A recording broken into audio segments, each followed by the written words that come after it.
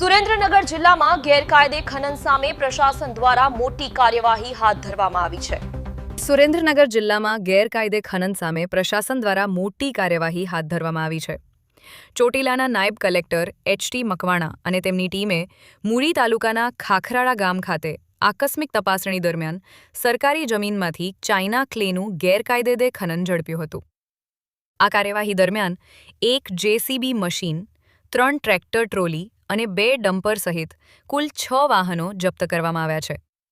જપ્ત કરાયેલ મુદ્દામાલની કુલ કિંમત અંદાજે ₹1,78,00,000થી વધુ છે।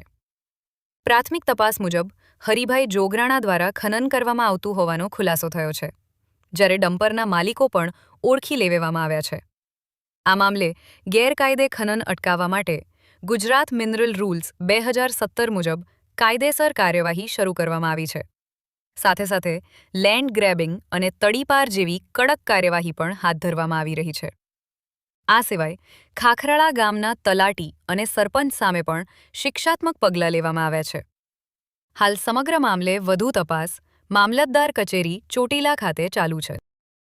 આજે અમારી નાયબ કલેક્ટર પાંચ ચોટીલાની ટીમ સાથે અમે સવારે 9 વાગ્યાની આસપાસ ખાનગી વાહનોની અંદર જઈ અને મૂળી તાલુકાના ખાખરાળા ગામની સીમ વિસ્તારની અંદર સરકારી સર્વે નંબર 52 વાળી જમીનની અંદર આકસ્મિક રેડ પાડતા ત્યાંથી સફેદ માટીનું તદ્દન ગેરકાયદેસર ખનન કરતા વાહનો છે જપ્ત કરવામાં આવેલા છે, જેમાં એક જેસીબી મશીન છે અને 3 ટ્રેક્ટર અને ટ્રોલી સાથે મુદ્દામાલ છે જપ્ત કરવામાં આવેલો છે। આ ખનીજનું જે ખનન કરાવતા હતા હરિભાઈ જોગરાણા, રહે ખાખરાળા, તાલુકો મૂળી, તેમજ સાથે સાથે આજુબાજુમાં તપાસણી કરતા 2 ડમ્પર પણ મળી આવેલા હતા અને એમ મળીને કુલ ₹1,78,00,000નો મુદ્દામાલ જપ્ત કરવામાં આવેલો છે।